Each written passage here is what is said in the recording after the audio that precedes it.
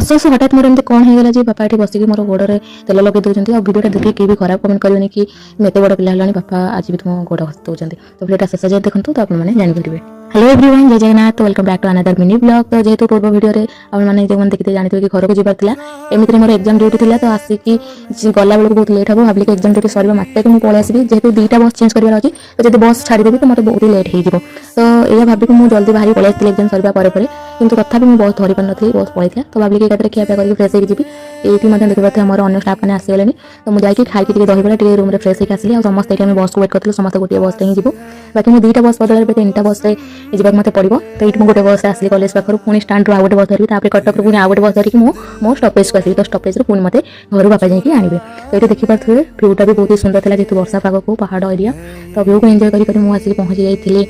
माने मो स्टपेज आउ किसी वीडियो को नहीं नी बस एमती भी बहुत ही भिड़ था सीट ही मिललानी तो मोर फैन टा खराब हो जाता तो नहीं आसते आसवा बाटा देखे देखे आसलु